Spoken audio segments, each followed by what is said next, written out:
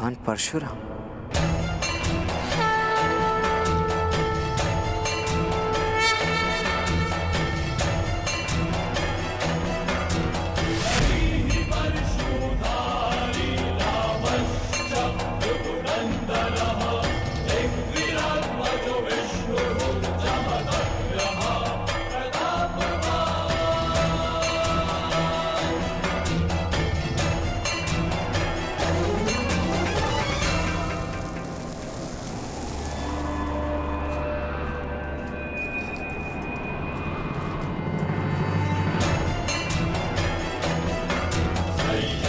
जिन तक पहुंचने के लिए इतना तप किया, उनका तप व्यर्थ नहीं जाने दे सकता मैं।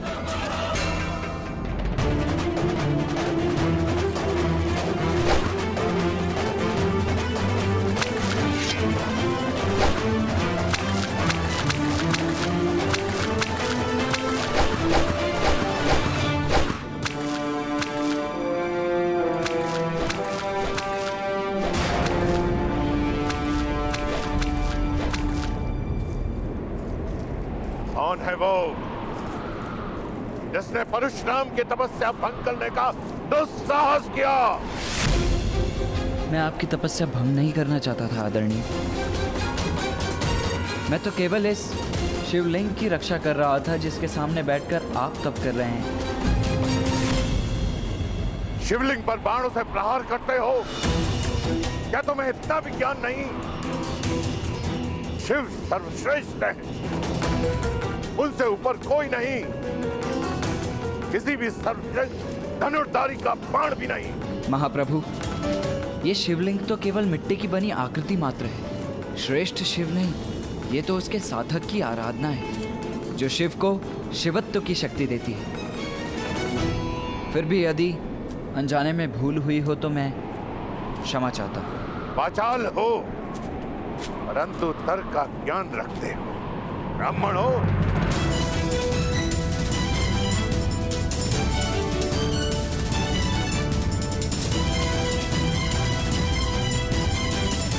चारों वेदों का ज्ञान जिसे हो वो कौन हो सकता है महात्मा? प्रश्न का उत्तर प्रश्न से नहीं दिया जाता है बालक। स्पष्ट शब्दों में अपना परिचय दो। कौन हो तुम? कहां के ब्राह्मण हो?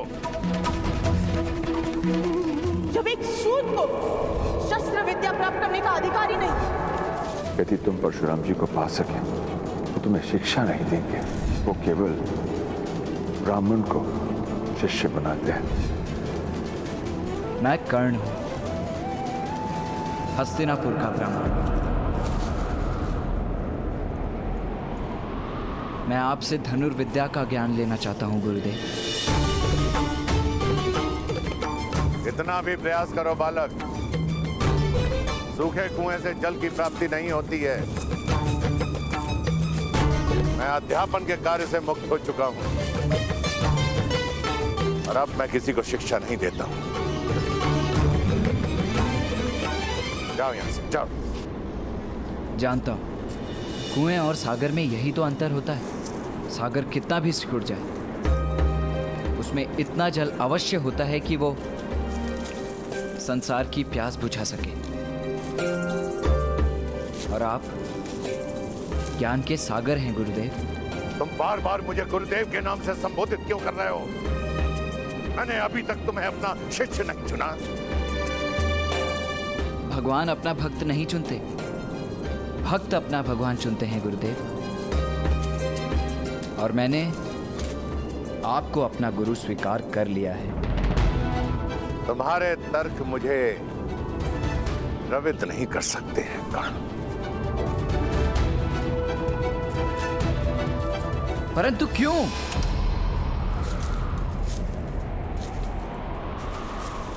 याचक को याचना से पहले ज्ञात होना चाहिए कि वो किसके समक्ष याचना कर रहा है। अब मैं एक साधनार्थ ब्राह्मण हूं जिसके पास देने के लिए कुछ भी नहीं है। जब शस्त्र उठाने थे उठा चुका। शस्त्र शास्त्र की विद्या जिसे देनी थी दे चुका। अब ना मुझ में किसी को सिखाने का धैर्य है और ना मुझसे किसी को सीखने की पात्रता। पात्रता तो केवल परीक्षा से सिद्ध होती है ना गुरुदेव। मुझे एक अवसर दीजिए। यदि मैं योग्य सिद्ध हुआ तो कदाचित आपको भी सिखाने का मन हो जाए। बाणों का छोटा सा माया जाल रचकर, कुछ तर्क देकर तुम्हें लगता है कि तुम मेरा शिष्य बनने योग्य हो? नहीं गुरुदेव, मैं ये नहीं कह रहा कि मैं योग्य हूं, किंतु आपसे एक निवेदन है। मुझे एक अवसर तो दीजिए अपनी योग्यता और अयोग्यता प्रकट करने के लिए।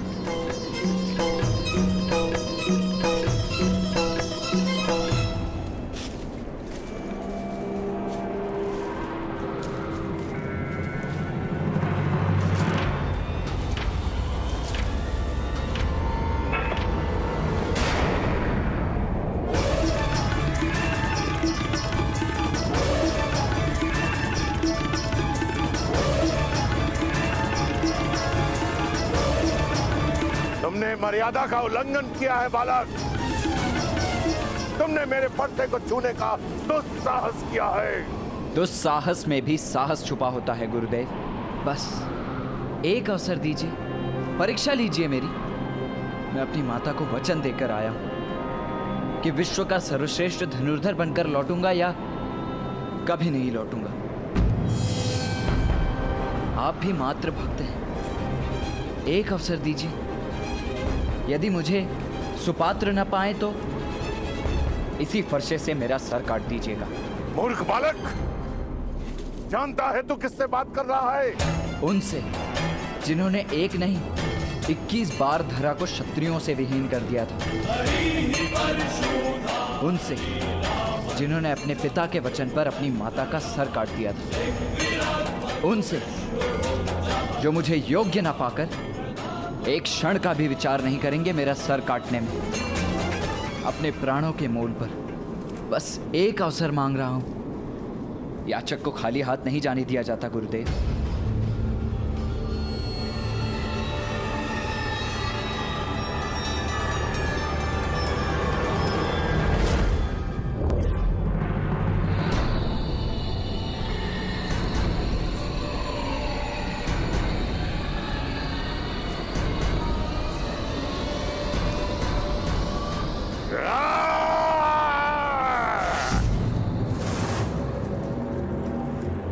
तुम्हें मृत्यु का भय नहीं है। ठीक है, मैं तुम्हें सुपात्र सिद्ध होने का एक अवसर अवश्य प्रदान करूंगा। धन्यवाद गुरुदेव। अभी मैंने तुम्हें उठने के लिए नहीं कहा। दीक्षा करो जब तक मैं लौट कर नहीं आ जाता।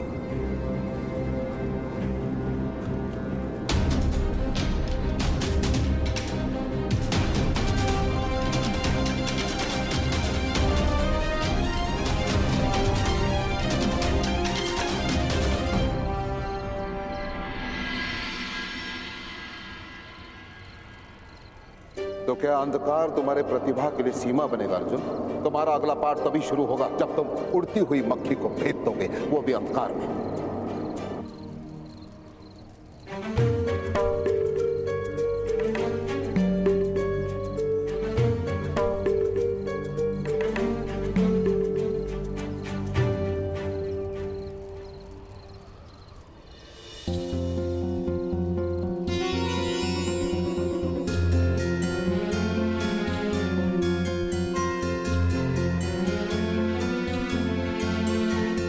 भ्राता भीम,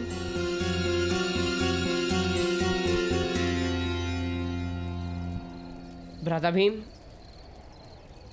आप अंधेरे में भोजन कैसे कर लेते हैं? भोजन के लिए आंखों की आवश्यकता ही क्या है अर्जुन? भोजन कहीं भी हो, मेरी घ्राणेंद्रियां उस सुगंध को पा ही लेती है। और एक बार खाना हाथ में आ गया तो भीम के मुख के अतिरिक्त और कहाँ जाएगा? लक्ष्य का संबंध मनुष्य की इच्छा और अभ्यास से ही होता है। यदि इच्छा प्रबल हो और अभ्यास सघन हो तो लक्ष्य स्वयं सामने आ जाता है। मैं आपकी बात का तात्पर्य समझ गया गुरुदेव। अब अर्जुन अंधकार में भी उड़ती मक्खी पर लक्ष्य साध कर दिखाएगा।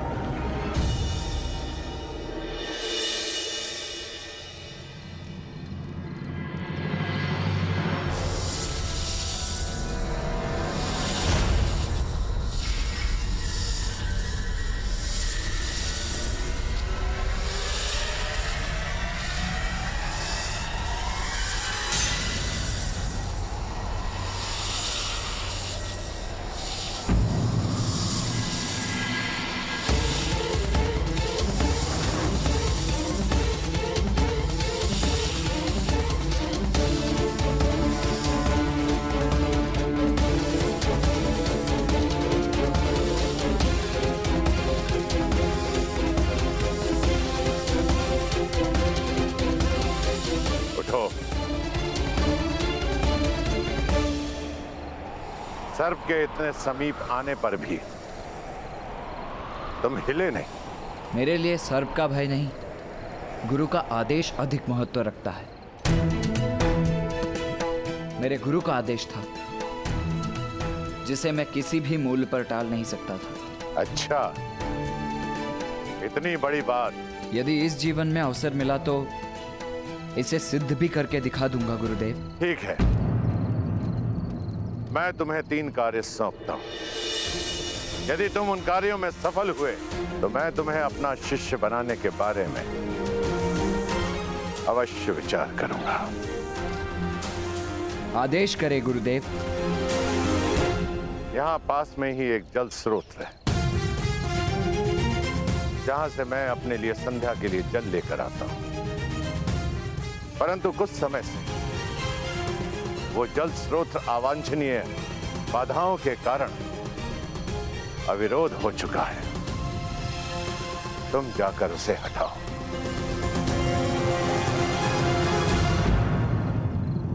अर्थात यदि एक बार सुनकर समझने की क्षमता नहीं है तो श्रेष्ठ धनुर्धर बनने का प्रयास करके तुम अपना और मेरा दोनों का समय नष्ट कर रहे हो बालक। आदेश का पालन होगा गुरुदेव। 3 बातों का स्मरण रखना। कई बार कुछ नकारात्मक शक्तियां मेरे तप में भंग डालने का प्रयास करती है, जब तक कि मैं उन्हें समाप्त नहीं कर देता। दूसरी बात, जल स्रोत का अविरोध हटाने के लिए तुम धनुर्विद्या का उपयोग नहीं करोगे। तीसरी और अंतिम बात, सूर्यास्त तक जल स्रोत का अविरोध हटाने में यदि तुम असमर्थ रहे तो घर लौट जाना। ब्रह्म हत्या का पाप मैं अपने सर नहीं लेना चाहूंगा।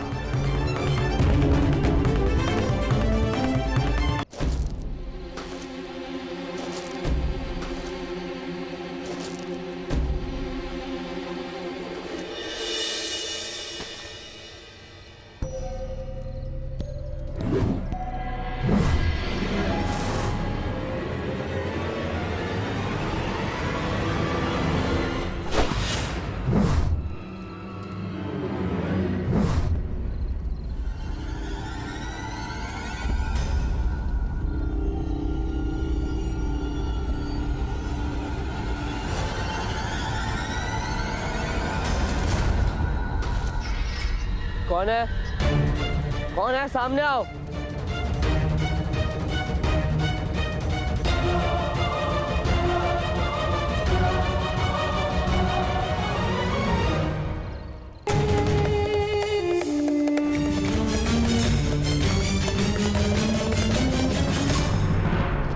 ठहरो।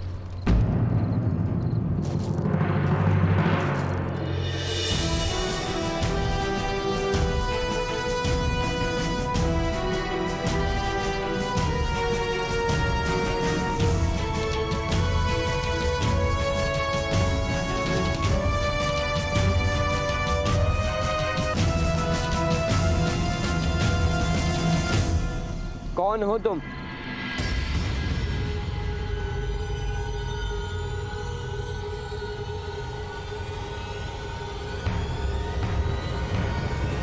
परिचय दो अपना। मैं एकलव्य हूँ।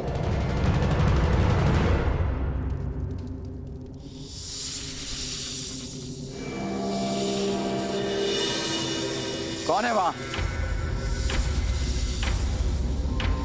मैं चुनौती देता हूं, सामने आओ। मैं तुम्हें युद्ध की चुनौती देता हूं।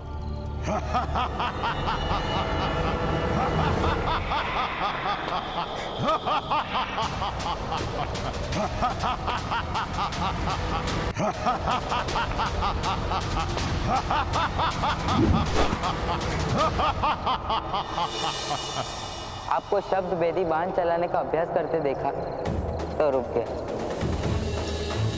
कठिन कार्य है, समय लगता है, परंतु सीख जाओगे, जैसे मैं सीख गया। असफलता से भयभीत मत होना। तुम शब्द भेदी बाण चलाना जानते हो? किससे सिखाया तुम्हें? किसी ने नहीं, स्वयं अभ्यास से सीखा है, गुरु की प्रेरणा से सीखा है। अपने गुरु के विषय में बताओ। आचार्य द्रोण मेरे गुरुदेव।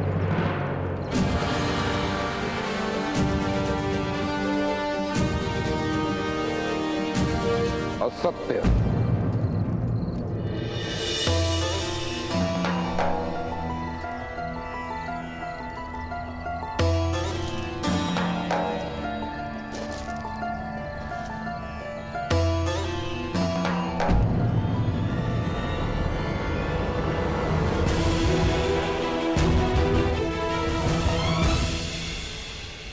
तुम मेरे शिष्य नहीं हो सकते। परंतु आप मेरे गुरुदेव हो। मैंने आपको अपने शिष्य को सिखाते देखा है, देख देख कर मैं भी सीख गया।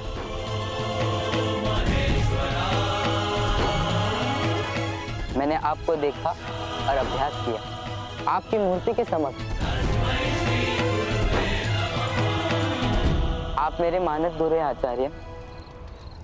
मुझे विश्वास नहीं होता। अपनी बात सिद्ध करो, प्रमाण दो कि तुम शब्द भेदी विद्या जानते हो।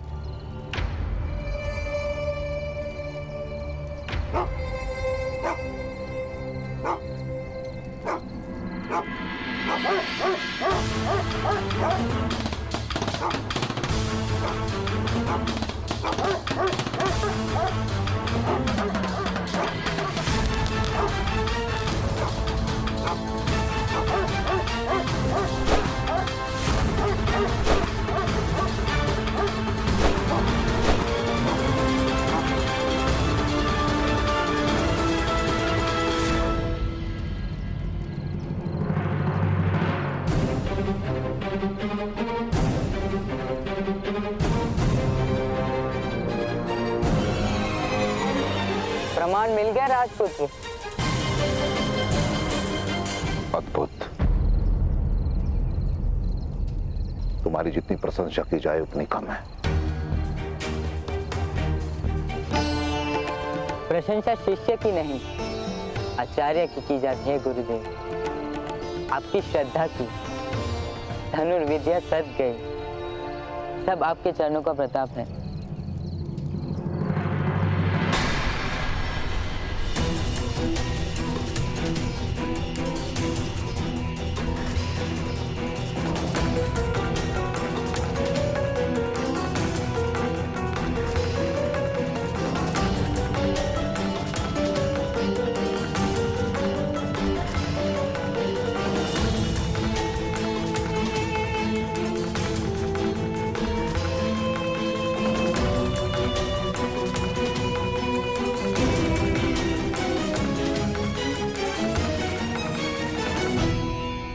सूर्योदय होने वाला अर्जुन, जाओ विश्राम करो।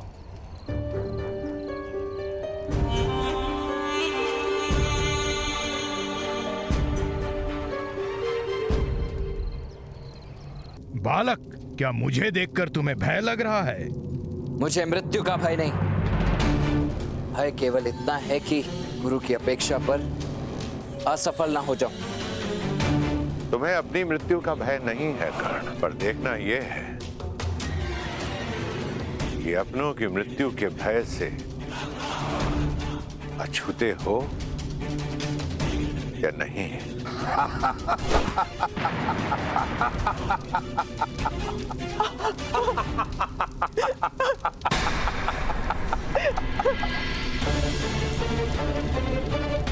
माता, अब क्या करोगे कर्ण? माता! करो, प्रहार करो। क्यों रुक गए हो? अब केवल तुम्हारे पास एक ही मार्ग है। वापस लौट जाओ वापस।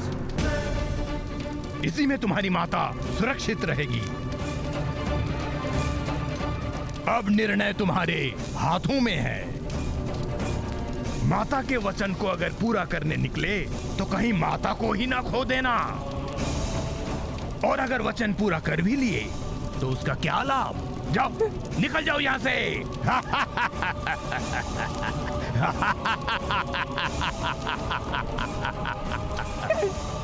मेरी प्राणों की रक्षा करो। जैसे कह रहे वैसे करो कर्ण। घर लौट जाओ कर्ण, घर लौट जाओ।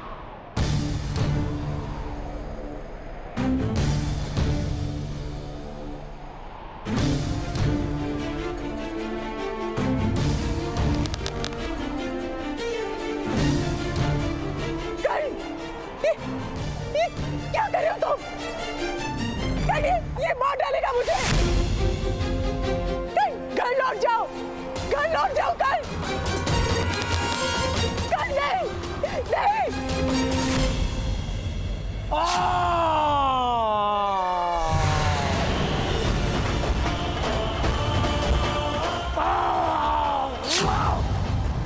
अपनी माया से तुमने मेरी माता का रूप तो रच डाला था ना, किंतु मेरी माता के व्यक्तित्व को नहीं रच पाए। राधे की माता के प्राण यदि संकट में भी हों तब भी वो भले अपने प्राण दे दे, किंतु कभी मुझे अपने लक्ष्य से पीछे हटने को नहीं कहेगी।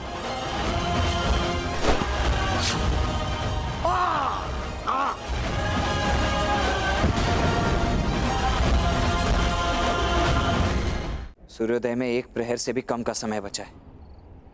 मुझे शीघ्र ही जल स्रोत तक पहुंचना होगा।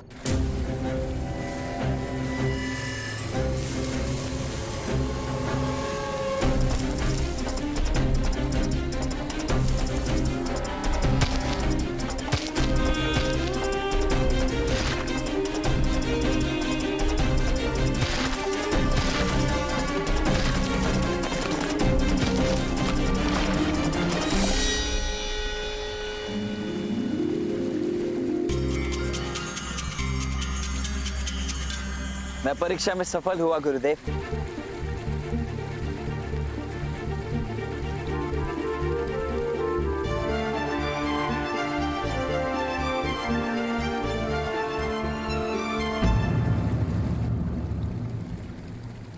ये जल प्रवाह पुनः क्यों रुक गया?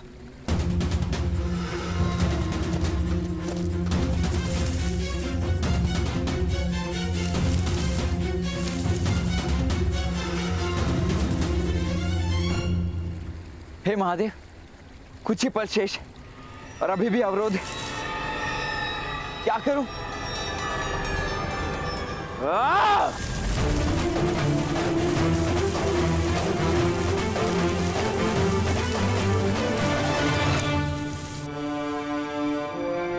मैंने जल मांगा था बालक। गुरुदेव, न बहता जल कभी रुका है और ना ही कर्ण कभी रुकेगा। मैं भी जल की ही भांति हटी जो अपना मार्ग निकाल ही लेता है।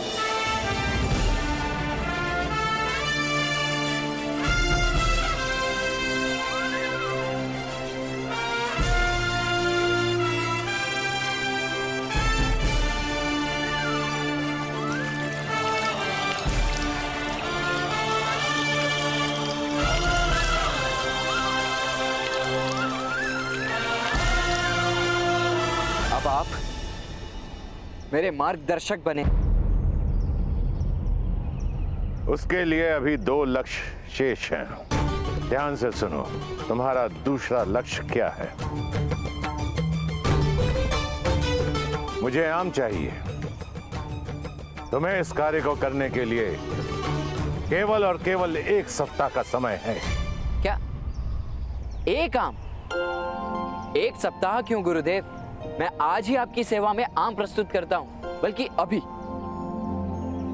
लक्ष्य प्राप्त करने के लिए नियम तो सुनते जाओ।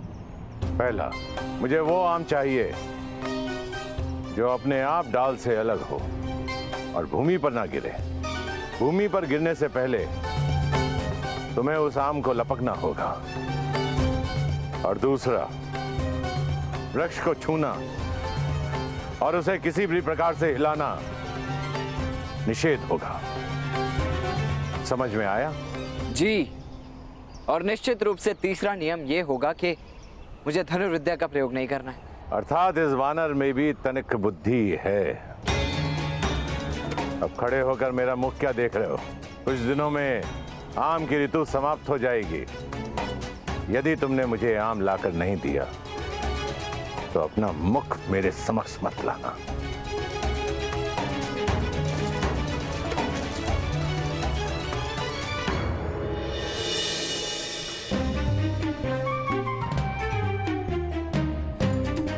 ये भी कोई परीक्षा हुई? बस एक आम लेकर आना है। मैं आज ही प्रस्तुत कर दूंगा।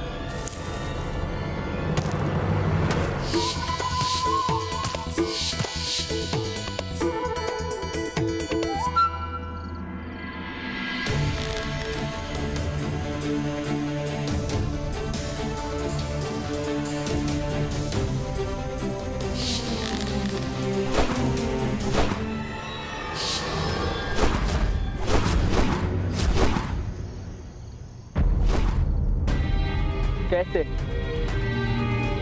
कैसे एकलव्य ने केवल अभ्यास से शब्द भेदी कला प्राप्त की?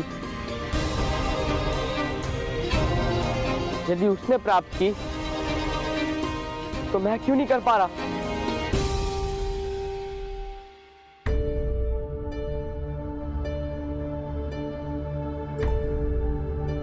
प्रणिपात गुरुदेव। अर्जुन, मैं तुम्हारी प्रतीक्षा कर रहा हूं। अर्जुन, बैठो, क्षण भर विश्राम करो, क्योंकि निद्रा और थकान तुम पर हावी हो रही है। नहीं गुरुदेव, आपने कहा था ना, क्या अंधकार मेरी सीमा है? जब अंधकार मेरी सीमा नहीं बन सकती, थकान और निद्रा भी मेरी सीमा नहीं बन सकती गुरुदेव। मुझे बस और अधिक अभ्यास करना है। नहीं अर्जुन, तुम स्वयं पर दबाव डाल रहे हो। और ये सत्य है कि निश्चित रूप से दबाव मनुष्य को कठोर और श्रेष्ठ बनाता है, परंतु सीमा से अधिक दबाव मनुष्य को तोड़ देता है, जो मैं नहीं चाहता। तुम्हें केवल इतना करना है अर्जुन। नहीं गुरुदेव, आप मत बताना। यदि एकलव्य अपने परिश्रम से शब्द भेदी बाण चलाना सीख सकता है, तो मैं क्यों नहीं सीख सकता गुरुदेव? अवश्य सीख सकते हो। जिस प्रकार भरे हुए पात्र में अधिक जल नहीं समा सकता, उसी प्रकार भरे हुए मन में ज्ञान नहीं समा सकता। तुम्हें सर्वप्रथम अपने मन को खाली करना होगा। और जिस दिन तुम्हारे भीतर के स्वर तुम्हें सुनाई देना बंद हो जाए, उस दिन तुम शब्द भेदी बाण चला सकते हो। बस प्रतीक्षा करो क्षण की।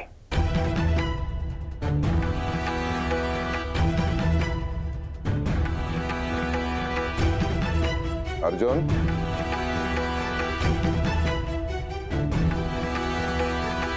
स्मरण रहे कि तुम्हें इस संसार का सर्वश्रेष्ठ धनुर्धर बनाने का प्रण मैंने लिया और मैं बना के रहूंगा। सर्वश्रेष्ठ धनुर्धर बनने चला और यहाँ वानरों की तरह डाल से टूटे आम लपकने का प्रयास कर रहा हूं।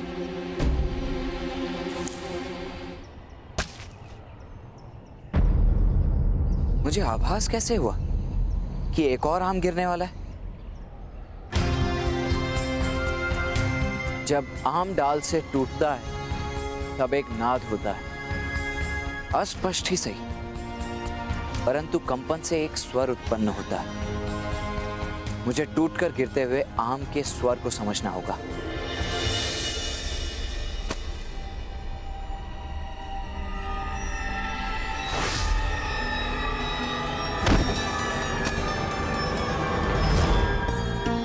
मैं सफल हुआ, मैंने कर दिखा। गुरुदेव, राधा भीम, अपनी गदा मेरी ओर फेंकिए। पर कोई प्रश्न नहीं, कोई स्वर नहीं, कोई शब्द नहीं, बस अपनी गदा मेरी ओर फेंकिए। दुशासन, लगता है अर्जुन निराश होकर आत्महत्या करना चाहता है।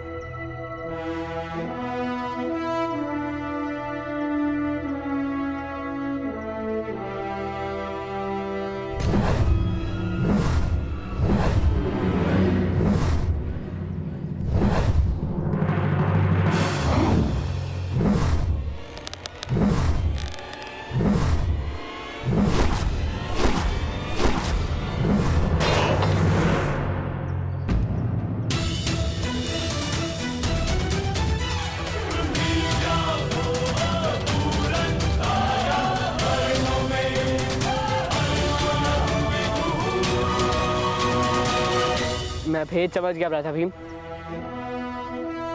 मुझे गुरुदेव से मिलना है। कहाँ है गुरुदेव? कुछ समय पूर्व मैंने उन्हें वन की ओर जाते हुए देखा। वन की ओर? इस समय? क्यों?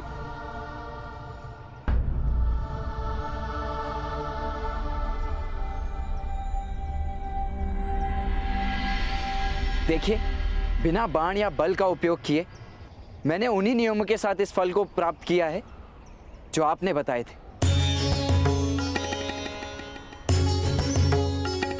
तीसरी चुनौती सुनो कर्ण। गुरुदेव, तीसरी चुनौती धनुर्विद्या की होनी चाहिए। यदि नहीं हुई तो? मैं समझ नहीं पा रहा हूं कि आप ऐसा क्यों कर रहे हैं गुरुदेव। यदि परीक्षा लेनी ही है तो मेरे लक्ष्य संधान की लीजिए।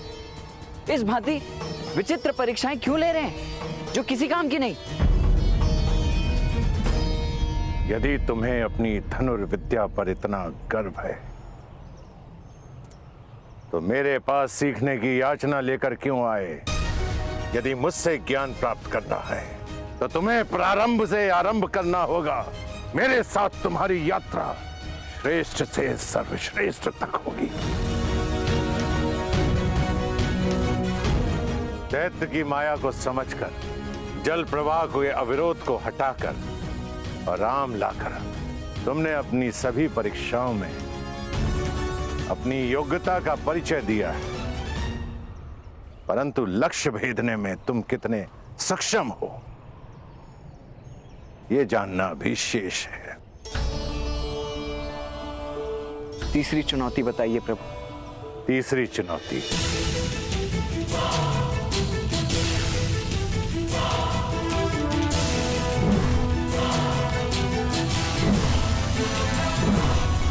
ये गतिमान पत्थर, 3 नियम। इस गतिमान पत्थर को भेदना है तुम्हें। दूसरा, केवल 3 प्रयास में। और तीसरा, धनुर्विद्या के ज्ञान से।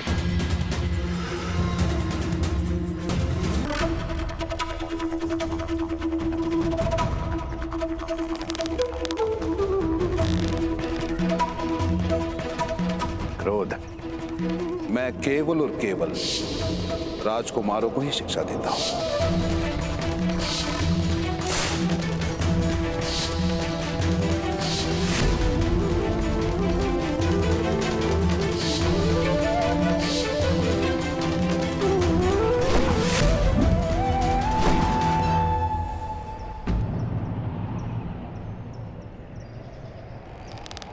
मात्र 2 अफसर कौन?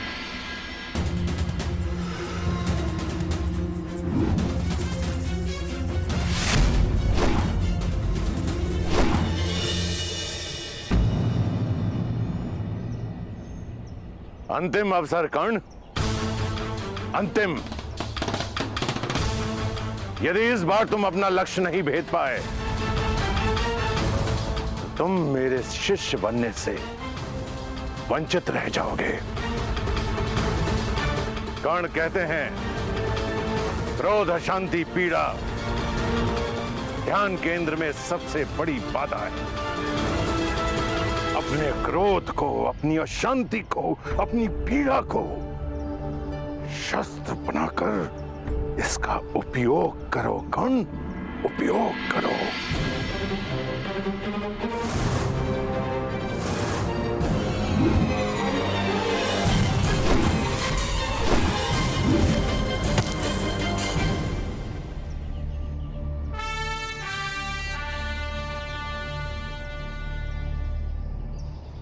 पहली बार तुमने क्रोध का सही दिशा में उपयोग किया है।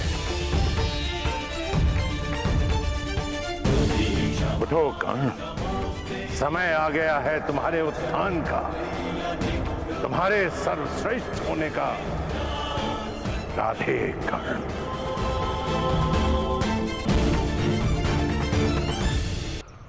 मैं धन्य हुआ गुरुदेव।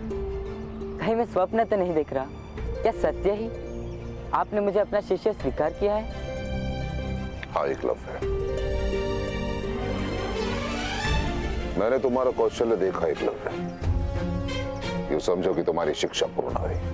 मैं तुमसे गुरु दक्षिणा मांगने आया हूं।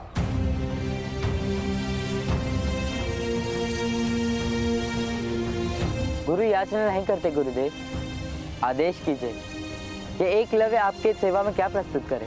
गुरु दक्षिणा में मुझे तुम्हारे दाहिने हाथ का अंगूठा चाहिए।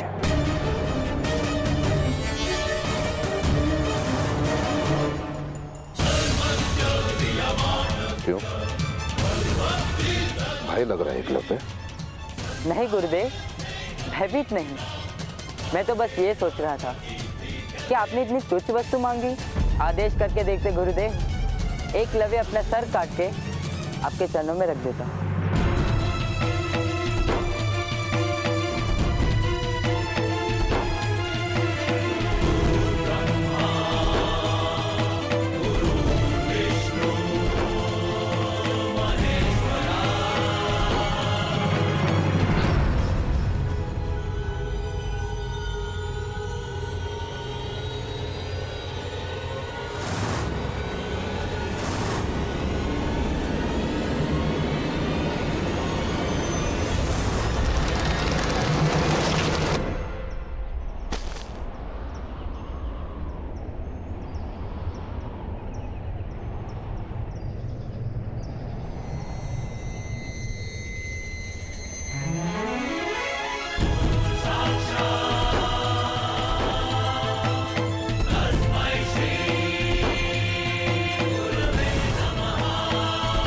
आपको गुरु दक्षिणा देकर मैं धन्य हुआ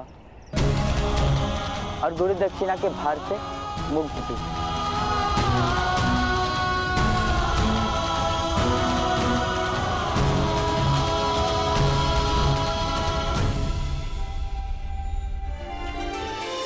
जिसने मुझे देव की तरह पूजा और मैंने असुर के भांति उसकी तपस्या को भंग कर दिया। राजधर्म निभाने के लिए गुरु धर्म के साथ छल किया है इस द्रोण ने, और मेरे इस जघन्य अपराध के लिए इतिहास इस द्रोण को कभी क्षमा नहीं करेगा। कुछ वर्षों बाद त्राहिमाम त्राहिमाम त्राहिमाम त्राहिमाम त्राहिमाम त्राहिमाम त्राहिमाम। प्रभु, चौमासा बीतने को है, परंतु आकाश से एक बूंद जल नहीं गिरा। यदि अब भी वर्षा न हुई तो महाअकाल पड़ेगा। आपके आश्रम में हर ओर हरियाली है, प्रचुर वर्षा हुई है, परंतु आपके आश्रम की सीमा से परे एक भी बूंद नहीं गिरी। स्वयं सोचिए प्रभु, ऐसा क्यों हो रहा है? आपका कोप ना सहना पड़े, इसलिए आपके आश्रम में वर्षा और इन निरीह निर्बल प्रजाजनों के लिए अकाल। ऐसा कौन कर सकता है प्रभु? देवराज इंद्र। हाँ प्रभु, वो चाहते हैं कि उनके अतिरिक्त किसी और आराध्य की सेवा न की जाए। प्रभु मदद करो, प्रभु मदद करो, मदद करो। आपके परशु के बल से तो तीनों लोग कांपते हैं प्रभु। आप ही हैं जो इंद्र भगवान को मार्ग पर ला सकते हैं। मैं शपथ ले चुका हूं, मैं कभी शस्त्र नहीं उठाऊंगा, कभी युद्ध नहीं करूंगा। तो क्या इंद्रदेव की मनमानी चलती रहेगी? मैंने ऐसा नहीं कहा। देवराज का अहंकार टूटेगा और अवश्य टूटेगा। देवराज को कर्तव्य का पाठ अवश्य पढ़ाया जाएगा, परंतु गुरु परशुराम के वचनों से नहीं, बल्कि एक शिष्य के बाणों से।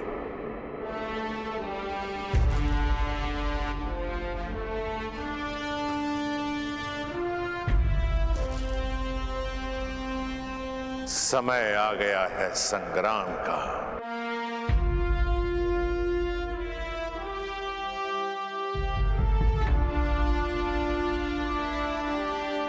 मेरी शिक्षा के परिणाम का, शताब्दियों से संचित परात बल से अर्जित, मैंने अपने सारे ज्ञान को एक ही पात्र में उड़ेला है।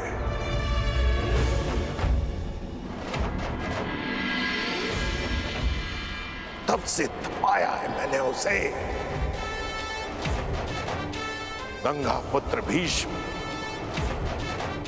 और द्रोण, लोह से कुंदन बनाया है मैंने।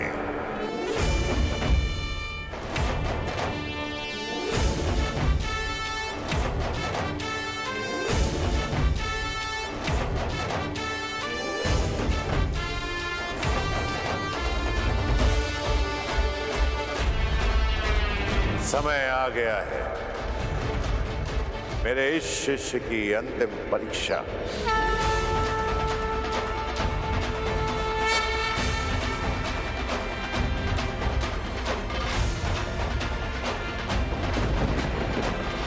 ये निर्धारित करने का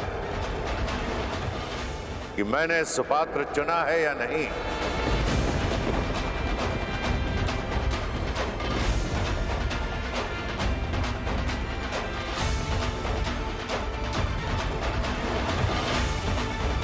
लोह से कुंदन बनाया है या नहीं।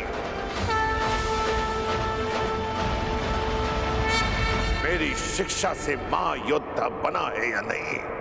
इंद्र को जगाना है तो इंद्रधनुष बनाना होगा।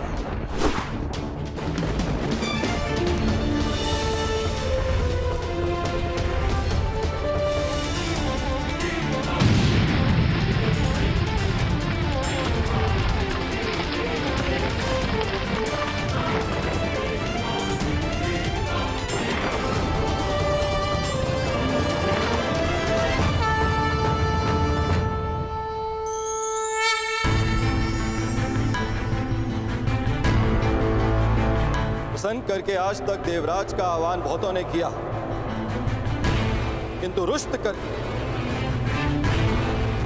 मेरा आह्वान करने वाले उद्दंड कौन हो तुम? कर कर कर कर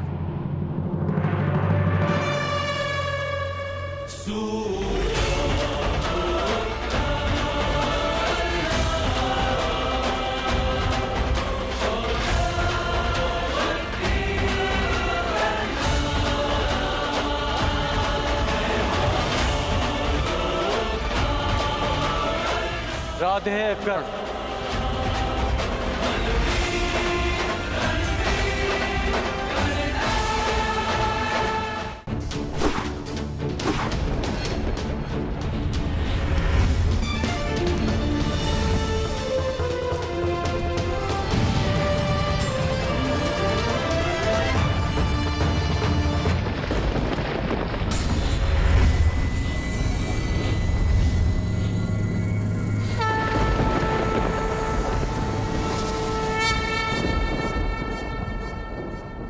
प्रसन्न करके आज तक देवराज का आह्वान बहुतों ने किया, किंतु रुष्ट करके मेरा आह्वान करने वाले उद्दंड कौन हो तुम? कर्ण, कर्ण, कर्ण, कर्ण। दिव्य दृष्टि से बाण शक्ति से जीते ये सारा रण, शांत चित्त धरे आत्मबल भरे जीते हर बार अगर, छूट ना पाए लक्ष्य हो चाहे सूक्ष्म सा छुपा होकर, राधे कर्ण। सूर्य तेज है कवच चढ़ाओ इसके तन। आह्वान करने के केवल दो ही कारण होते हैं, भक्ति के लिए या चुनौती के लिए। परंतु देवराज इंद्र को चुनौती देने के लिए तुम्हारी आयु बहुत कम है और तुम्हारी उदंडता देख तुम्हें भक्त समझना कठिन। भक्त तो मैं हूं देवराज, परंतु आपका नहीं, अपने गुरु का।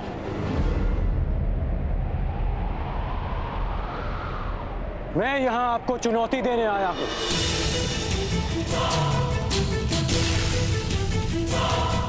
मुझे देवराज इंद्र नहीं, उस अहंकार को जिसने देवराज इंद्र की मति हर ली है। देवराज इंद्र को चुनौती देने वाले बालक कहां से आए? मैं भी जानने का इच्छुक हूं। मुझे ललकारने वाले का कुल क्या है, जाति क्या है?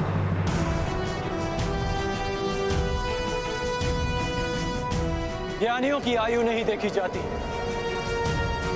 और ना ही वीरों का कुल पूछा जाता है। वीरों का बाहुबल ही उनकी जाति होती है और शस्त्र ज्ञान उनका कुल। आप बस इतना समझ ले कि यह कर्ण अपने गुरु के आदेश पर आपसे सम्मान सहित ये निवेदन करने आया कि आप अपने मेघों को वर्षा करने का आदेश दें।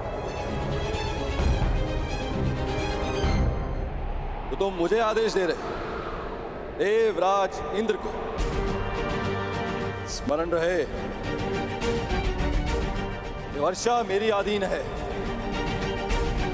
इसे आज तक मैं इन पृथ्वीवासियों को भेंट स्वरूप देता आया, परंतु मुझे अभी अनुभव होने लगा निःशुल्क में मिलने वाली इन सुविधाओं को ये पृथ्वीवासी सम्मान नहीं करते। इसी कारण मैंने निर्णय लिया है कि पृथ्वीवासियों को वर्षा तब तक प्राप्त नहीं होगी जब तक वह मुझे उचित सम्मान नहीं देंगे। सम्मान और आदर प्रेम देकर अर्जित किए जाते हैं देवराज, बलपूर्वक केवल भय अर्जित किया जाता है। तो भय के कारण ही सही मुझे सम्मान चाहिए। यदि सम्मान मिलेगा तो इन पृथ्वीवासियों को वर्षा प्राप्त होगी और उपेक्षा की तो वज्र। महर्षि दधीच ने अपनी अस्थियां आपको वज्र बनाने के लिए दी थी ताकि व्रतासुर जैसे असुरों का नाश हो, ना कि निशक्त प्रजा का विनाश हो। देवराज, आप भूल रहे हैं कि पूजा उस वृक्ष की जाती है जो फल दे, शीतल छाया दे। कांटों से भरे वृक्ष को काट दिया जाता है। सावधान कर्ण, तुम देवराज इंद्र के सम्मान को चोट लगा रहे हो। मैं केवल आपके अभिमान को खोच रहा हूं। जैसे हिमकण स्वयं अपने पानी में पिघल जाता है, अहंकारी का अस्तित्व भी स्वयं उसका अहंकार हर लेता है। अपने मेघों को वर्षा करने का आदेश दे। इसे मेरा अंतिम निवेदन समझे या चेतावनी। और यदि मैंने तुम्हारा निवेदन अस्वीकार किया तो, वर्षा नहीं की तो मेरे बाणों की वर्षा से आपका अभिमान बच नहीं पाएगा।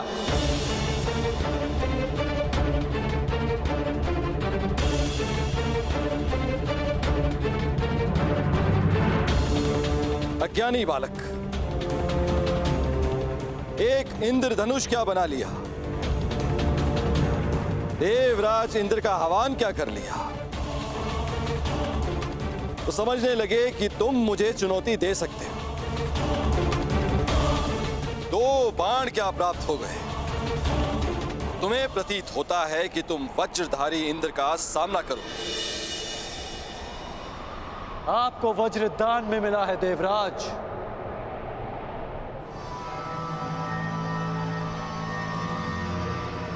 पर मैंने अपने अस्त्र परिश्रम और साधना करके अर्जित किए हैं। बस उद्दंड, बस।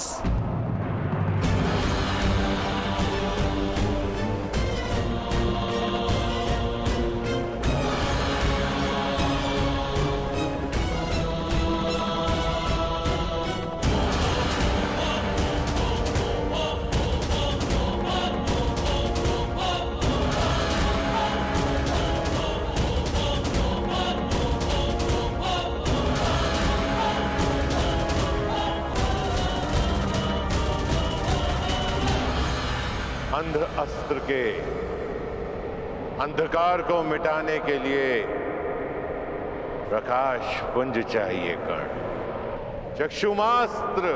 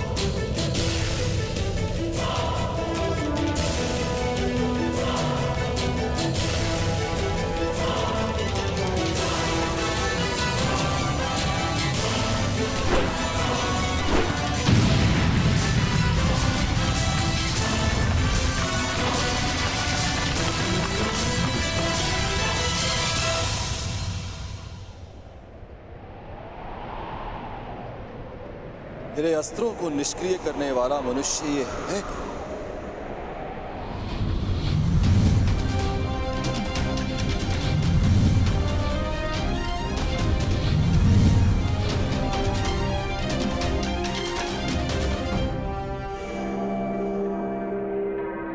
देवताओं को शक्ति मनुष्य की भक्ति से मिलती है, और जब देवता अहंकारी हो जाए तो मनुष्य को विरोध में खड़ा होना ही पड़ता है। और आज ये मनुष्य देवराज इंद्र पर ही इंद्रास्त्र का प्रयोग करेगा।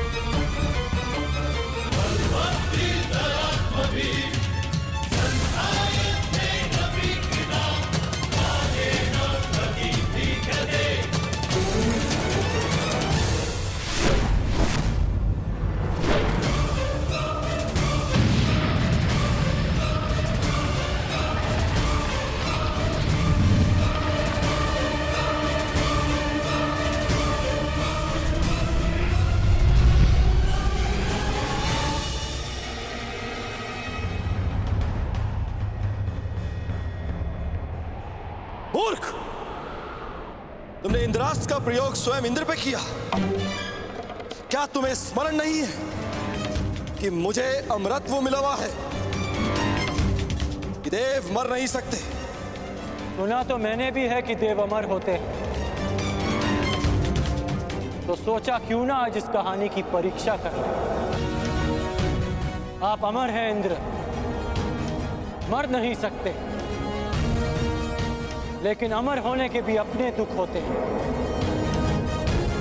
अनंत काल तक पीड़ा भोगना उनमें से एक है। बस कर्ण बस, अब तेरा नाश निश्चित है। मेरे वज्र के प्रहार के लिए सज्ज हो जा।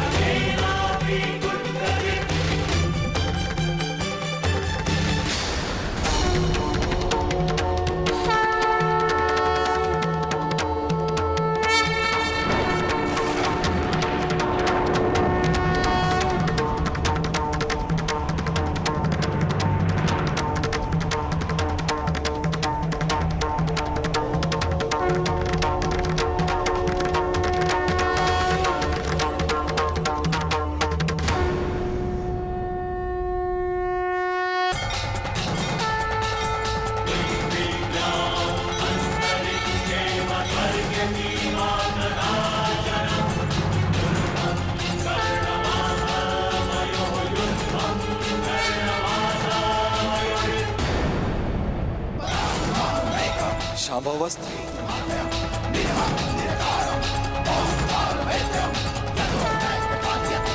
महादेव शिव शंभू का दिव्य अस्त्र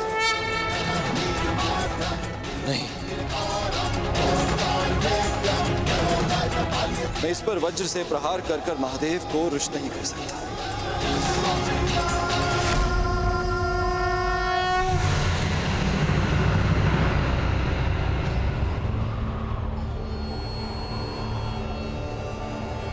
रुक जाओ कर्ण, रुक जाओ।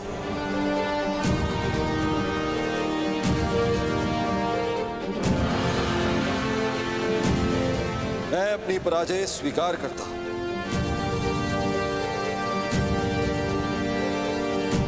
तुम्हें इस शंभावस्त्र को प्रयोग करने की आवश्यकता नहीं।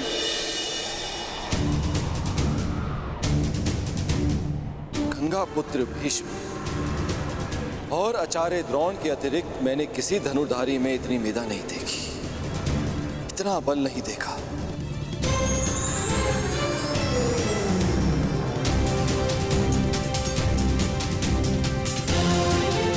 कौन हो तुम कर्ण? और कौन है वो जिसने तुम्हें इतना सक्षम बनाया? कौन है वो महागुरु? कौन है जिसके शिष्य हो तुम?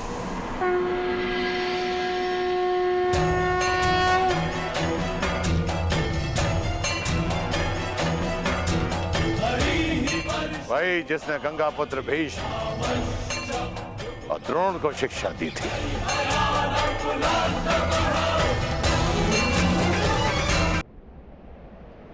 कौन है वो महागुरु? कौन है जिसके शिष्य हो तुम?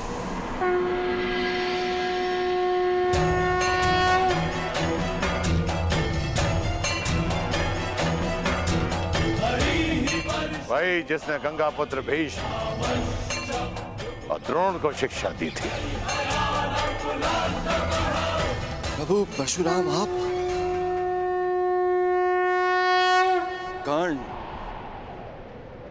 तुमने बताया क्यों नहीं कि तुम प्रभु परशुराम के शिष्य हो?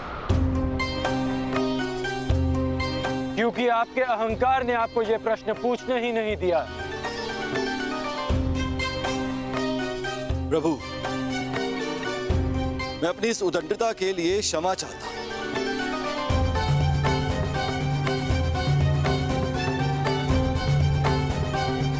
मेरे इस अहंकार ने मेरी मति को हर लिया था। जो मैं समझ नहीं पाया कि ऐसा प्रतिभावान योद्धा केवल आपका ही शिष्य हो सकता है। मैं क्षमा चाहता हूं, अर्थात मेघों को अभी वर्षा का आदेश देता हूं।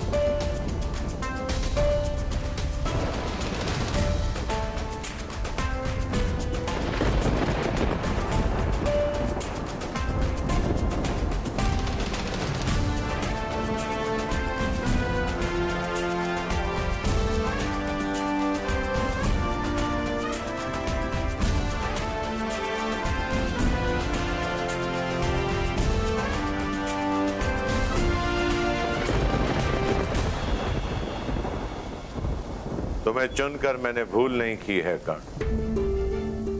तुमने अच्छा प्रदर्शन किया है। क्योंकि मेरे गुरु ने मेरा मार्ग प्रदर्शन किया। ये कर्ण की नहीं, आपकी शिक्षा की विजय है गुरुदेव। कर्ण, वर्षों तक तुमने शस्त्र साधना की, मेरे हर आदेश का पालन किया, मेरे द्वारा दी गई हर परीक्षा में तुम खरे उतरे हो।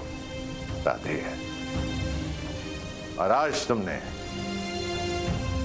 इंद्रदेव का अहंकार तोड़कर मुझे गौरवान्वित किया है। इसका तात्पर्य जानते हो कर्ण?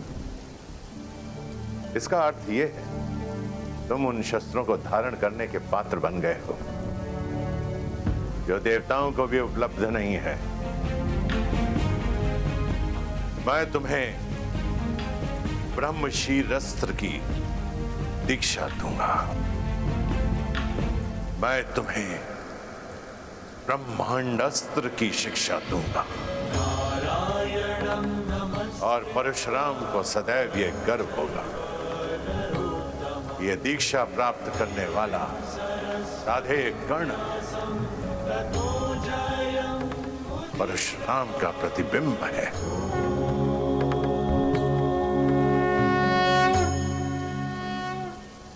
क्षत्रियों के गुणों से युक्त ये ब्राह्मण शिष्य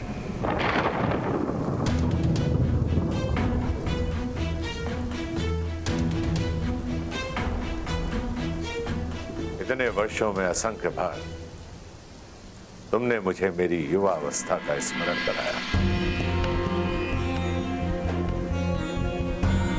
और आज इन मेधों को,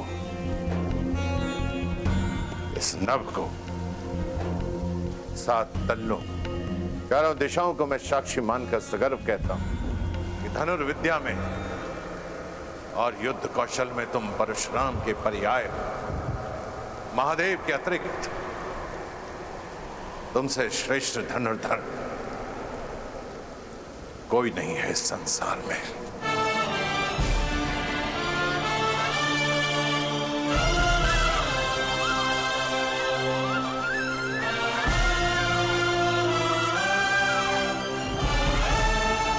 चिरायु भाव कर्ण,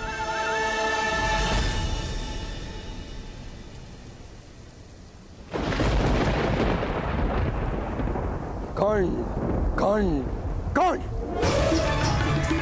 कौन है ये कर्ण? कहां से आया इसमें इतना बल, इतना कौशल?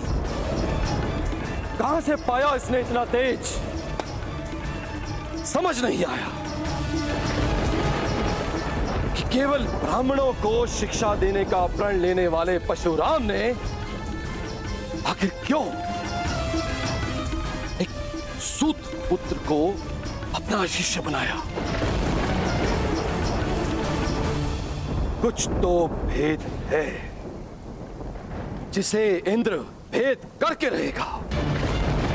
देवराज इंद्र को तो तुमने पराजित कर दिया कर्ण, परंतु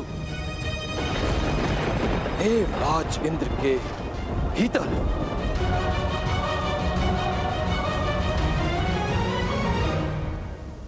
तुमने अपने महाशत्रु को भी जन्म दे दिया। तुम्हारे विनाश तक तुम्हारा पीछा नहीं छोड़ूंगा कर्ण।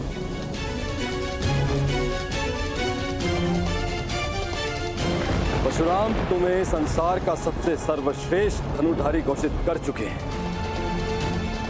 किंतु क्षमा करना है धनुर्धारी।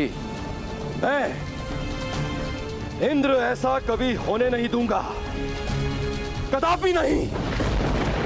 इस संसार का सबसे सर्वश्रेष्ठ, सबसे महान धनुर्धारी केवल वही होगा जिसमें देवराज इंद्र का बल होगा।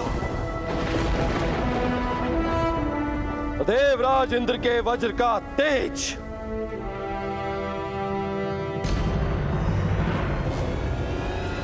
जो स्वयं इंद्र के अंश से जन्मा है, सबसे बड़ा, सबसे उत्तम, सबसे सर्वश्रेष्ठ धनुधर बनेगा हस्तिनापुर में शिक्षा ले रहा अर्जुन, जिसने इंद्र का आशीर्वाद अर्जित किया है, वो अर्जुन।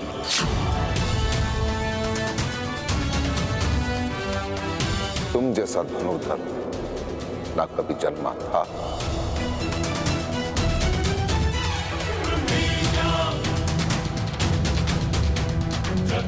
ना जन्मा है और ना ही कभी जन्मेगा अर्जुन।